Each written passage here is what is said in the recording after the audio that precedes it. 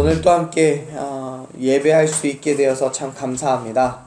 우리 앞뒤 좌우에 계신 분 한번 인사 나눠보시죠. 반갑습니다. 네.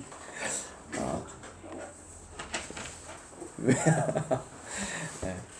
오늘 또 우리가 항상 예배하는 그 자리에서 하나님을 만나고 하나님의 음성 듣고 또 우리가 믿음의 삶, 하나님께서 우리에게 원하시는 그 온전한 믿음의 삶을 결단하며 그렇게 돌아가는, 또 우리가 그렇게 살아가는 그 모든 믿음의 삶이 되기를 간절히 소망합니다. 요즘에 TV나 인터넷이나 신문이나 여러 가지 매체를 통해서 뉴스를 접해보면 그 어느 때보다도 교회나 또는 목사나 이렇게 종교적인 것에 관련된 내용들이 많이 있더라고요. 정말 이렇게 많았던 적이 없었던 것 같아요. 물론 그 내용이 좋은 것들도 있지만 좋지 않은 내용들도 있죠. 저는 바라건대 교회에 관한 뉴스가 나올 때마다 그리스도인들 뿐만 아니라 모든 사람들에게 기쁨이 되고 은혜가 있는 소식들이 전해지기를 소망합니다. 그런데 요즘엔 너무나 좋지 않은 뉴스들만 나오는 것 같아서 너무 안타까워요. 사랑하는 여러분, 우리는 그리스도인이에요. 그리스도인이요. 그 말은 그리스도와 같이 살아간다는 뜻이에요. 교회에서 우리는 그리스도인으로 살아가잖아요. 말씀 보고 찬양하고 기도하고 또 교제하고 헌신하고 수고하고 봉사하고 여러 가지 모양으로 믿음의 삶을 살아가지요.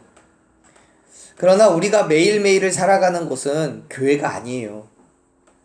오히려 믿음의 삶을 방해하는 많은 것들이 존재하는 이 땅에서, 세상에서 살아가죠. 그렇다고 해서 교회에서만 그리스도인으로 살고 세상에서는 그렇게 살지 않아도 되는 게 아니지요. 동의하십니까? 그리스도인은 교회에 있으나 세상에 있으나 어디에 있으나 상관없이 그리스도인임을 믿으시길 바랍니다. 그렇습니다. 우리는 세상 속에서 살아가는 그리스도인이에요. 정말 아무것도 걱정도 근심도 없이 깊은 산속에 틀어박혀서 성경책만 보고 기도만 하고 말씀만 보고 그렇게 삶을 살아간다면 차라리 얼마나 더 좋겠습니까? 그러나 우리의 삶은 그러한 삶이 아니라 이 땅에서 세상 사람들과 부대끼며 세상의 많은 것들 속에서 유혹과 또 시험을 받으며 그렇게 살아가는 그리스도인입니다. 그 안에서 때로는 넘어질 수도 있고요. 쓰러질 수도 있겠죠. 그럼에도 불구하고 우리의 이름은 여전히 그리스도인입니다. 그렇기 때문에 저와 여러분의 삶이 하나님의 놀라우신 은혜로 말미암아 진짜 그리스도인 된 삶을 살아가야 되는 거죠. 하나님의 발음을 세상에 드러내고 이 땅의 어두움 속에서도 빛을 잃어버리지 않는 그러한 그리스도인으로 살아가는 저와 여러분들에게 간절히 소망합니다. 물론 여전히 여러 가지 어려움도 있고 유혹과 시험도 있겠지만 그럼에도 불구하고 포기하지 않는 끝까지 현실 속에서 믿음을 지켜나가는 온전한 그리스도인 된 삶을 결단하는 저와 여러분이 되기를 간절히 축원합니다. 그러한 맥락 안에서 그러한 목적을 가지고 이유를 가지고 오늘 말씀을 한번 나눠봤으면 좋겠어요. 신약시대 당시의 율법은 유대인들의 생활의 근간이라고 할 수 있어요. 율법은 유대인들의 믿음의 삶뿐만 아니라 일상생활 안에서도 분명한 믿음과 삶의 기준이 되었습니다. 그렇게 율법 자체는 유대인들을 비롯한 모든 이스라엘 사람들의 삶을 살아가는 데 있어서 가장 중요한 지표가 되었던 거죠. 본래 율법은 이스라엘 민족이 형성될 때인 아브라함의 시대 때부터 하나님의 백성으로서의 삶에 관습적으로 전통적으로 규제되었던 것을 이제는 성문법적으로 아예 법률적인 규범으로 법률화시킨 거라고 이야기할 수 있습니다. 그렇기 때문에 결국 율법이 가지고 있는 의미는 뭐냐면 하나님의 백성들이 하나님의 백성답게 살아가는 것을 그 목표로 하고 있다는 거예요. 그런데 이 율법이라는 것이 시간이 지나가면서 하나님과 하나님의 백성들을 위한 것이라는 그 본연의 목적이 사라지고 오히려 율법을 위한 율법으로 자리를 잡게 됩니다. 즉 하나님의 백성으로서의 삶을 결단하기 위한 율법이 아니라 내가 하나님의 백성이라는 것을 드러내기 위해 보여주기 위한 목적으로 이 율법이 사용되었다는 거예요. 지금 바울이 유대인들을 향해서 또 로마 교회를 향해서 편지를 쓰면서 가장 먼저는 우상숭배에 대한 이야기를 하고요. 그 뒤에 율법에 대한 이야기를 하고 있는 것은 유대인들이 율법을 지키는 것을 볼 때 마치 우상숭배와도 같다는 것을 지적하고 있는 거예요. 자, 한번 말씀을 다시 한번 읽어보죠. 17절 말씀 같이 읽겠습니다. 유대인이라 불리는 내가 율법을 의지하며 하나님을 자랑하며. 아멘. 17절의 처음에서 바울은 유대인들이 유대인이라고 불린다라고 말합니다. 그 말은 자기가 다른 사람들에게 유대인이라고 불리면서 마땅히 유대인으로서 지켜야 할 율법으로서 하나님께 감사와 영광을 돌리는 게 아니라 오히려 하나님으로부터 부여받은 하나님의 백성된 특권만을 자랑스럽게 여기고 있다라고 말하는 거예요. 자, 우리는 대한민국 사람으로서 대한민국 사람들이 지켜야 될 그 법률과 규범이 있습니다. 그런데 다른 나라에 가서 또는 내가 이 땅에서 법률적으로 내가 행해야 될 대한민국 사람으로서의 자격과 위치를 또 의무를 다 하지도 않으면서 나는 대한민국 사람이다라고 말하고 있다는 거예요. 유대인들이 그런 거죠. 유대인으로서 지켜 행해야 될 그 행함이 있는데 그건 하지도 않으면서 나는 유대인이다라고만 말하고 있다는 거예요. 그 특권, 유대인으로서 가지고 있는 그 특권이 뭐겠습니까? 하나님의 제사장 나라에 걸맞는 특권을 말하는 건데요. 거룩한 백성으로서 하나님과 맺은 그 언약을 말하는 거예요. 이 유대인들은 자신들이 하나님의 백성이라는 선택받은 민족이라는 것만을 강조하고요. 스스로 모든 민족들 가운데 가장 우월하다라고 이야기합니다.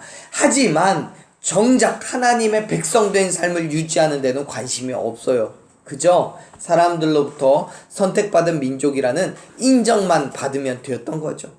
사랑하는 여러분, 여러분이 예수 그리스도를 믿기로 결단하고 그 믿음의 삶을 살아가는 그 본질적인 이유는 뭡니까? 이 땅에서 그리스도인이라는 명예와 실질적인 이익 때문입니까? 아니면 하나님의 거룩한 백성으로서의 삶의 몸부림입니까? 우리는 그리스도인입니다. 그리스도인이에요. 예수 그리스도의 죽으심과 부활하심을 믿고 그 믿음의 삶을 결단하는 사람들입니다. 동의하십니까?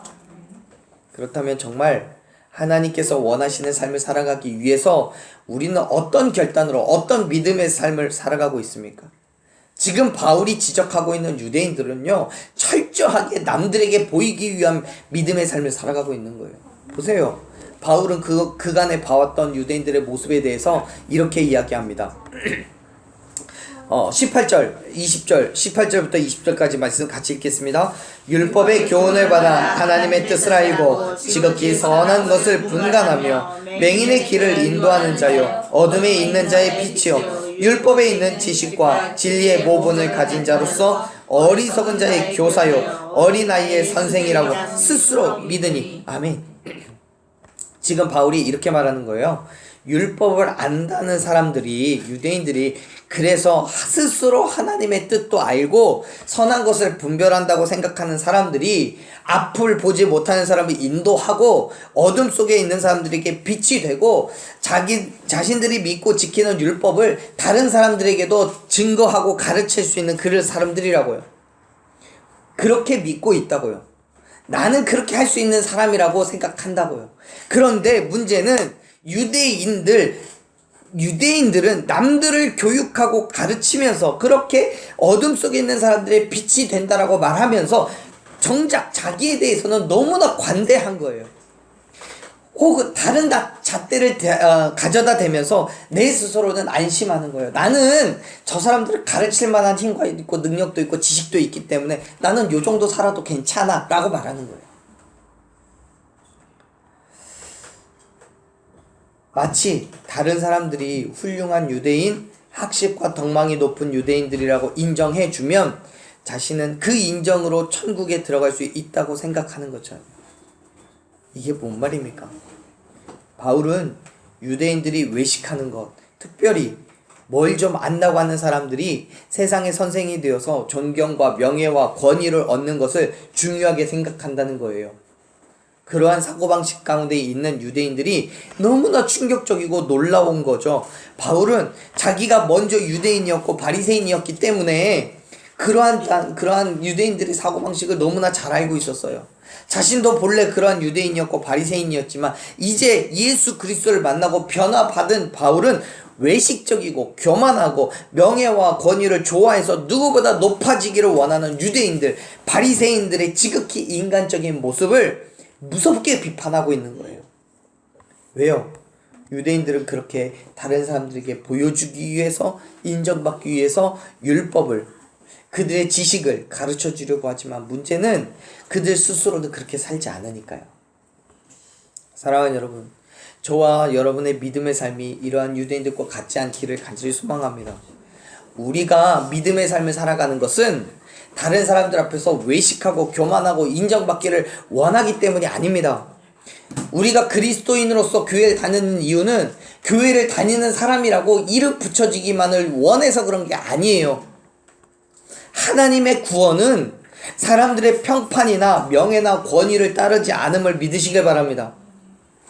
오히려 어떤 작은 것 하나라도 믿음으로 행하는 그 행함 가운데 하나님께서 은혜를 부어주셔서 저와 여러분을 구원하시는 줄로 믿으시길 바랍니다. 예수님께서 이렇게 말씀하시잖아요. 마태복음 5장 19절에서요. 지극히 작은 계명 하나라도 버리고 또 그렇게 가르치는 사람은 천국에서 작다라고 하겠지만 작은 것에도 소홀히 하지 않고 행하며 가르치는 자는 천국에서 크다고 할 것이라고요. 다시 말해서요. 작은 것 하나라도 하나님의 말씀이라면 지켜 행해야 된다는 거예요. 남들에게는 그렇게 해야 된다고 말하면서 나는 하지 않는다면 그건 누구에게도 칭찬받을 만한 행함이 아닌 거예요. 사랑하는 여러분, 사람의 눈을 두려워하지 마십시오. 사람의 인식, 사람의 평가를 두려워하지 마십시오. 하나님의 눈을, 하나님의 평가를 두려워하는 저와 여러분이 되기를 간절히 축원합니다. 결국 바울은 21절, 22절에서 이렇게 얘기해요. 같이 읽겠습니다. 다른 사람을 가르치는 내가 내 자신은 가르치지 아니하느냐? 도둑질하지 말라 선포하는 내가 도둑질하느냐? 간음하지 말라 말하는 내가 간음하느냐? 우상을 가증히 여기는 내가 신전 물건을 도둑질하느냐? 아멘. 사랑하는 여러분, 그리스도인이 그리스도인답게 살아가는 방법은 다른 게 아니에요. 하나님께서 말씀하신 것을 다른 사람들에게 지켜야 된다고 말하려면 내가 먼저 어떻게 해야 돼요? 그 말씀을 지켜야 되는 거예요. 내가 결단을 해야 하는 거예요. 도둑질 말라고 할 거면 내가 먼저 도둑질하면 안 되고요. 간음하지 말라고 할 거면 내가 먼저 간음하면 안 되는 거예요. 말로는 도둑질하지 말고 말로는 간음하지 말라고 하면서 정작 본인은 하나님의 것을 도둑질하고 다른 우상을 섬기는 간음을 저지르고 있는 유대인들을 보면서 바울은 속이 터지는 거예요. 답답한 거예요.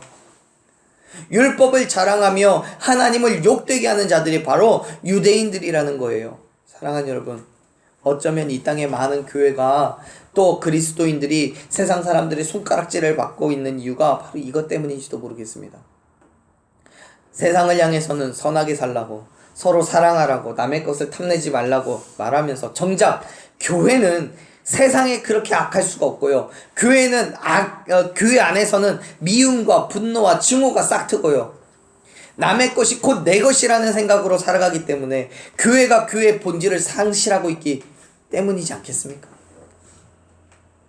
다른 누가 그런다는 게 아니에요. 제가 그럴지도 몰라요. 바울이 율법을 가르치는 사람들에게 이야기하는 거잖아요. 유대인들에게, 바리새인들에게요. 저 또한 말씀을 선포한다는 입장에서 지금 이 말씀에서 자유로울 수 없습니다. 제가 여러분들께 이런저런 것들을 많이 이야기하면서 제가 그렇게 살지 못하면 그 어떤 것도 여러분들께 유익이 되지 않는 거죠. 내가 그렇게 못 사는데 무슨 말을 여러분께 할 수 있겠습니까? 사랑하는 여러분, 저와 여러분 모두가 이 땅의 현실 속에서 살아가지만 그리스도인 된 삶을 망각하지 않기를 간절히 축원합니다. 저와 여러분의 삶을 통해서 예수 그리스도의 죽으심과 부활하심이 세상에 드러나고 하나님의 말씀을 행함으로써 선포할 수 있는 그러한 진정한 그리스도인 되기를 간절히 소망합니다. 우리는 그러한 그리스도인이 되어야 돼요. 왜요? 그렇게 살지 못할 때에 그 비난과 조롱이 단지 나에게만 향하는 것이 아니기 때문에요. 나 때문에 세상은 오히려 하나님을 모욕하고 하나님을 조롱하기 때문에 그래요. 바울이 뭐라고 하는데요? 24절 말씀 보면 바로 이렇게 얘기합니다. 말씀 같이 보죠. 24절 말씀 읽습니다. 기록된 바 하나님의 이름이 너희 때문에 이방인 중에서 모독을 받는도다. 아멘. 23절에서도 얘기죠. 내가 율법을 범함으로 인해서 나 때문에 하나님이 욕되게 한다고요. 내가 다른 사람들의 이름으로 범죄하고 다른 사람들에게 말하는 것을 지켜 행하지 않기 때문에 오히려 이방인들이 나 때문에 하나님을 모욕한다라고 얘기해요. 바울은요, 앞에서 언급하고 있는 유대인들의 그렇게 이중적인 모습을 통해 하나님을 욕되게 하느냐고, 가식적이고 외식적하는 유대인들 때문에 하나님의 이름이 이방인들에게 모욕당하고 있다고 말씀합니다. 사랑하는 여러분, 그리스도인이 정말 그리스도인답게 살아가는 것이 얼마나 중요한 일인지 아십니까? 그건 그냥 단지 내가 구원받고 내가 천국에 가는 것 그 이상이에요. 왜냐하면 나의 그리스도인 된 삶을 통해서 하나님의 이름이 영광 받으시는 것이기 때문에 그렇습니다. 그리스도인의 삶은요, 세상의 많은 사람들에게 하나님을 증거하는 일이고 하나님의 구원의 복음을 선포하는 것임을 믿으시길 바랍니다. 그렇기 때문에 그리스도인이 그리스도인답게 살아가는 것은 나의 구원을 위한 것이기도 할 뿐만 아니라 많은 사람들에게 하나님의 복음을 전하면서 그들로 하여금 구원을 얻게 하는 일인 거예요.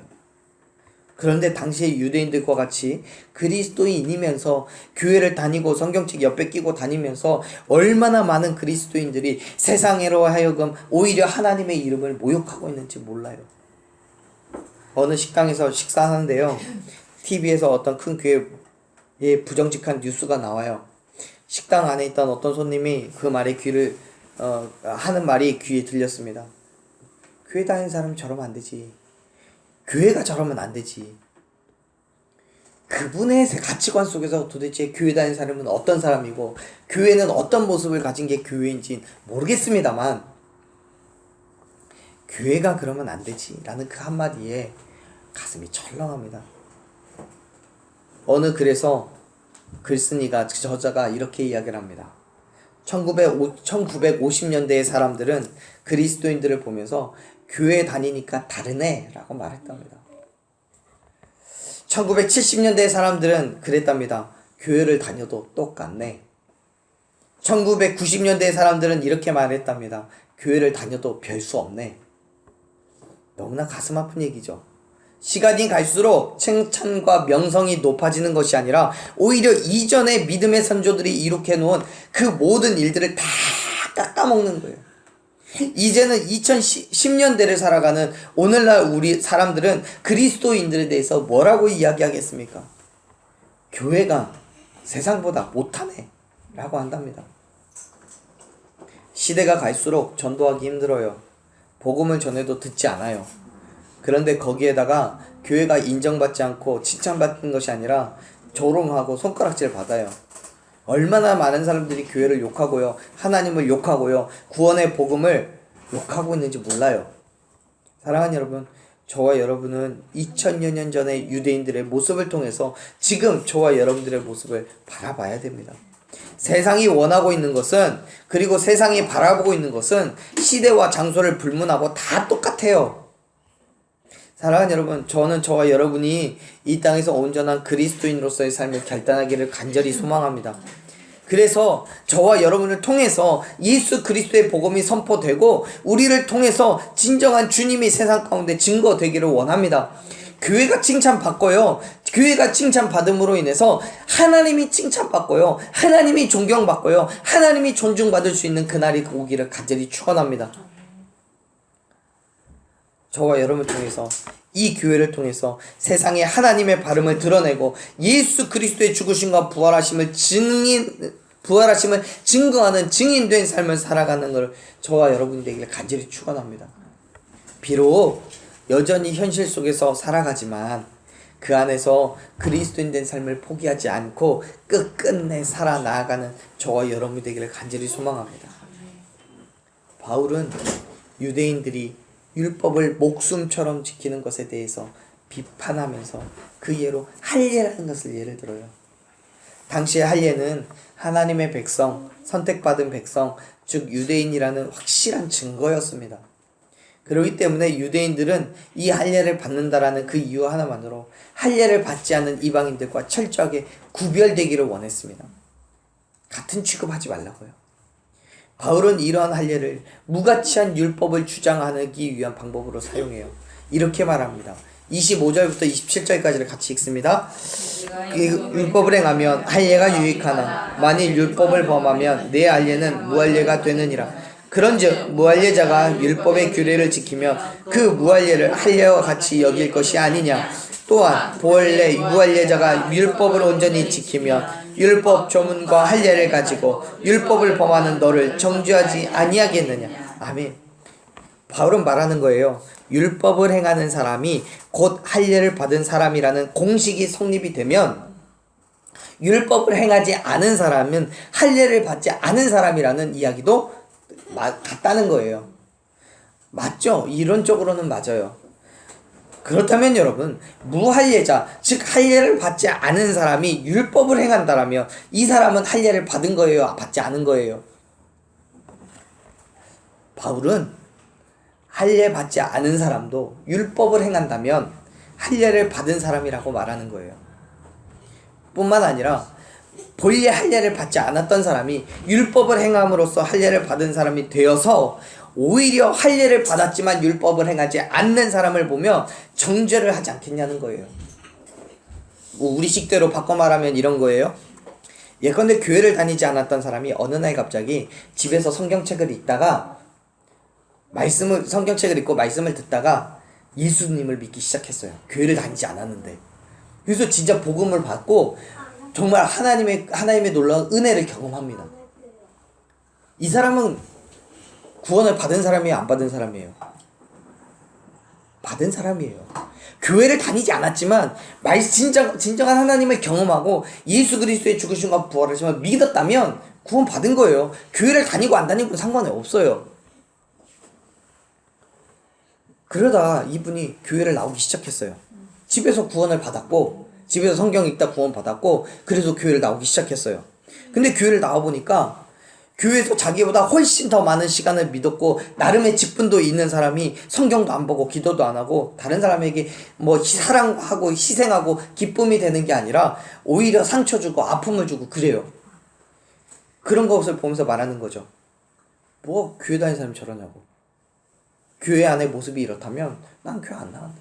집에서 차라리 성경 보고 집에서 차라리 말씀 듣다가 하나님의 구원을 경험하면 그거 족하는 거지. 여러분 얼마나 많은 그리스도인들이 그러한 믿음의 태도를 가지고 있습니까? 얼마나 많은 교회 다니는 사람들이 다른 사람들에게 유익이 되지 못하냐고요. 우리의 삶의 모습이 그래요. 그렇게 이율배반적이고 무할례자들, 믿지 않는 사람들보다 더 못됐어요. 그래서 바울은 말하는 거예요. 28절 보면요 이렇게 얘기합니다. 28절 읽어볼게요. 무릇 표면적 유대인이 아니요 유면적 육신의 할례가 아니니라. 아멘. 표면적으로 눈에 드러나는 유대인이 아니고 표면적으로 보여지는 육신의 할례가 아니라고요. 다시 말해서 교회를 다닌다고 그리스도인이 아니고 표면적으로 성경책만 들고 다닌다고 믿음이 있는 게 아니라고요. 그럼 도대체 어떻게 해야 온전한 유대인, 온전한 그리스도인이 될 수 있습니까? 바울은 이렇게 말합니다. 29절 말씀 읽습니다. 오직 이면적 유대인이 유대인이며 할례는 마음에 할지니 영에 있고 율법 조문에 있지 아니한 것이라. 그 칭찬이 사람에게서가 아니요 다만 하나님에게서니라. 아멘. 바울은 할례는 몸에 있는 것이 아니라 마음에 있는 거라고 말합니다. 다시 말해서 하나님의 선택을 받은 백성이라는 징표가 우리의 육체 가운데 있는 게 아니라 우리의 마음에 존재하고 있어야 된다는 거예요. 선택받았다는 육체적으로 보이기 위한 자랑과 유익을 위해서 존재하는 것이 할례가 아니라고요. 오히려 우리의 마음으로, 온 마음으로 하나님의 선택을 받았고 하나님과 언약을 맺은 하나님의 백성으로서의 삶을 결단하고 삶을 살아가야 한다라고 바울은 말씀하고 있는 거예요. 사랑하는 여러분, 율법은, 그리고 그 증거가 되는 할례는 사람들에게 보이기 위한 것이 아니라 하나님을 위해서, 하나님의 이름과 그의 영광을 위해서, 그리고 저와 여러분의 생명을 위해서 존재하는 것임을 믿으시길 바랍니다. 그렇기 때문에 할례가 육체에 있다고 할지라도 마음의 할례가 없다면 아무런 의미가 없는 거예요. 또한 할례가 육체에 없더라도 그의 마음에 할례가 있다면 분명히 그 사람은 하나님의 백성이 됨을 믿으시길 바랍니다. 물론 마음에 할례가 있다면 그 마음이 밖으로도 드러나는 거예요. 지금 중요한 건 누가 성경을 백독을 했고 헌금을 매주 수십만 원씩 하고 전도를 200명, 1000명을 하는 게 중요한 게 아니라 그 사람의 삶의 태도, 그 믿음의 태도가 하나님께 영광을 돌릴 수 있느냐 없느냐에 있다는 거예요. 그렇다고 여러분 오해는 하지 마세요. 성경책 읽지 말라는 거 아니에요. 헌금하지 말라는 것도 아니고 헌신 봉사하지 말라는 것도 아니에요. 전도하지 말라는 것도 아니에요. 아시죠? 네. 사랑하는 여러분, 율법적인 행함으로 그 사람의 믿음을 객관적으로 평가는 할 수 있어도 하나님의 평가는 할 수 없습니다. 우리가 할 수 없어요. 즉 율법적인 행함으로써 그 사람의 구원의 유무를 우리가 알 수 없다는 거예요. 그거는 하나님께서 하시는 거예요. 특별히 그 율법적인 행함이 사람들에게 비난받을 뿐만 아니라 하나님의 이름을 모독하는 거라면 오히려 그거는 우리의 구원과는 거리가 없습니다. 그렇기 때문에 바울은 말씀하는 거예요. 지금 우리에게 중요한 것은 사람에게 보이기 위한 믿음의 태도가 아니라 내 영의 구원을 위한 믿음의 태도가 필요한 거라고요. 그거는 마음의 할례를 통해서 완전히 구별되어 있는 인간적인 유익과 자랑을 위한 순종과 헌신이 아니라 하나님의 영광과 그의 나라를 위한 삶을 결단해야 함을 믿으시길 바랍니다. 그게 진짜 그리스도인인 거예요. 현실 속에서 살아가지만 그리스도인으로서 살아가야 되는 거예요. 그게 어떻게 가능해요? 바울은 영으로서 성령의 역사하심으로써 가능하다고 말하는 거예요. 보세요. 29절에서 얘기하잖아요. 할례는 영에 있다고요. 율법 조문에 있는 게 아니라고요. 율법에서 할례를 행하라고 했기 때문에 행하는 것이 아니라 우리의 마음에 성령의 충만함이 있어서 그 성령으로 인해서 할례를 행하게 되는 거라고요. 다시 말해서 할례는 성령의 충만함으로 되어지는 거지 율법의 어떤 방법으로 할례를 행하라고 했다고 해서 그 방법대로 할례를 행했기 때문에 그게 진짜 할례가 되는 것이 아니라고 말하는 거예요. 사랑하는 여러분, 어떠한 행함을 결단하고 계십니까?